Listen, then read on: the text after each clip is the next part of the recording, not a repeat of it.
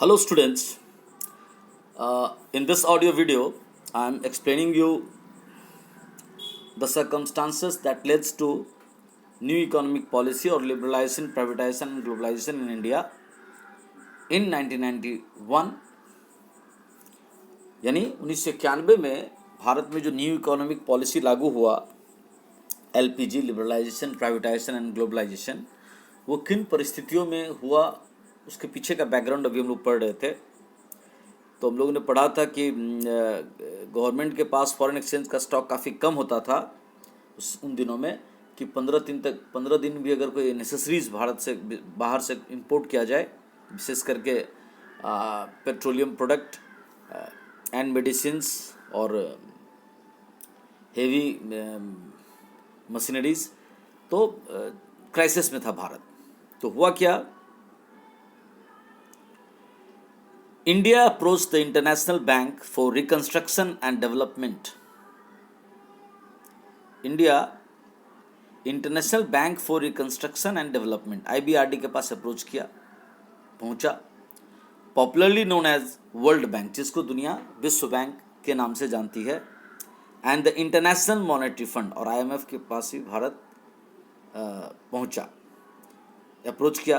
क्या और क्या हुआ, and received $7 billion as loan to manage the crisis for availing the loan. These international agencies expected India to liberalize and open up the economy by removing restrictions on the private sector, reduce the role of the government in many areas, and remove trade restrictions between India and other countries. मतलब and received $7 billion, मतलब 7 billion dollar का कर्जा मिला इन सब बैंकों से। But ये जो लोन उनको दिया गया विश्व बैंक का और वो जो इंटरनेशनल संस्था थी IMF, उन्होंने भारत पर दबाव डाला, आशा किया कि भारत सरकार अपने आर्थिक नीतियों में बदलाव करे, देश में लिबरलाइज्ड इकोनॉमी लाए, जिससे कि प्राइवेट सेक्टर्स को बढ़ावा मिले। और क्या बोला, reduce the role of the government in many areas and remove trade restrictions between India and other countries. और ये भी बोला कि आप पब्लिक सेक्टर के रोल को कम करो और विदेशों से जो व्यापार का जो बहुत सारे पाबंदी आप लगा के रखे उस सबको हटाओ, व्यवस्थित करो समय के हिसाब से। India agreed to the conditionalities of world bank and IMF and announce the new economic policy. और इस तरह से भारत में न्यू इकोनॉमिक पॉलिसी की घोषणा हो गई। भारत IMF और जो संस्था थी उन सब के प्रस्ताव को मानते हुए 1991 में न्यू इकोनॉमिक पॉलिसी इंडिया में लॉन्च हो गया। The NEP consisted of wide-ranging economic reforms. The thrust of the policies was towards creating a more competitive environment in the economy and removing the barriers to entry and growth of firms. तो ये जो new economic policy Bharat में लाया गया, इसका जो main thrust था, प्रभाव क्षेत्र था, towards creating a more competitive environment in the economy, अर्थव्यवस्था में, भारतीय अर्थव्यवस्था में प्रतिस्पर्धा जन्म ले, फर्म्स एक दूसरे से कॉम्पीट करे, and removing the barriers to entry and growth of firms. और ये जो किस सेक्टर में कौन फर्म काम कर सकते हैं, विदेशी फर्म्स पैसा लगा सकते नहीं लगा सकते हैं, इन सब का बहुत सारा बैरियर्स को रिमूव किया, बाधाओं को दूर किया। This set of policies can broadly be classified into 2 groups. तो ये जो कुछ नई आर्थिक नीतियां लागू की गई या घोषणा किया गया, उसको मुख्यतः 2 भागों में डिवाइड कर सकते हैं, the stabilisation measures and the structural reform measures. एक की इकोनॉमी में स्थिरता है, स्थिरता का मतलब होता है कि फ्लक्चुएशंस नहीं हो, ज़्यादा प्राइस गिरना या ज़्यादा प्राइस क्या कहते हैं उसको,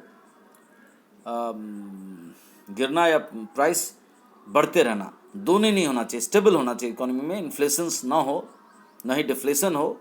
इस ऐसी स्थिति करना, डिमांड और सप्लाई को मैनेज करना, जैसे कि demand is equal to supply रहे, ये हो गया स्थिरता, stabilisation process. And the structural reform measures, structural मतलब रचनात्मक सुधार, कि बहुत सारा ऐसा सेक्टर है जो भी पब्लिक सेक्टर ही करते थे, उसमें प्राइवेट सेक्टर्स भी कर सकते हैं। और फॉरेन कंपनीज को भी भारत में आके इन्वेस्ट करने दिया जा सकता है, यानी एफडीआई से लेकर के प्राइवेट सेक्टर्स, प्राइवेटाइजेशंस, और जो सेक्टर्स पहले पब्लिक सेक्टर्स के लिए रिजर्व था, वो सब भी प्राइवेट सेक्टर्स में जा सकते हैं कुछ शर्तों के साथ। ऐसा कुछ किया गया।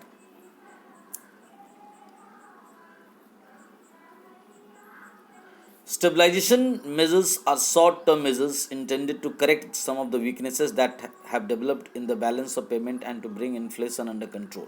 बोल रहा स्टेबलाइजेशन स्थिरता इकोनॉमी में लाने का एक शॉर्ट टर्म उपाय था, अल्पकालिक उपाय था, जिसमें कोशिश किया गया था कि ये जो बैलेंस ऑफ पेमेंट में असंतुलन हो जाता है एक्सक्यूज मी सॉरी, ये जो बैलेंस ऑफ पेमेंट यानी विदेशों से अगर हम इंपोर्ट ज़्यादा कर ले रहे हैं, एक्सपोर्ट कम करेंगे, तो फॉरेन कंपनीज़ को जो पे करने में असंतुलन हो जा रहा है, हमारे पक्ष में आ जा रहा है, मतलब डेफिसिट हो जा रहा है, एडवर्स बैलेंस ऑफ पेमेंट हो जा रहा है, वो ना हो। And bring inflation under control, और महंगाई को कंट्रोल करना। In simple words this means that there was a need to maintain sufficient foreign exchange reserves and keep the rising prices under control। और यदि आप बैलेंस ऑफ पेमेंट को regulate करना चाहते हैं तो you must have sound stock of foreign exchange, तो उस पर कोशिश किया गया और महंगाई को नियंत्रित करने की कोशिश की गई। On the other hand, structural reform policies are long term measures aimed at improving the efficiency of the economy and increasing its international competitiveness by removing the rigidities in various segments of the Indian economy। और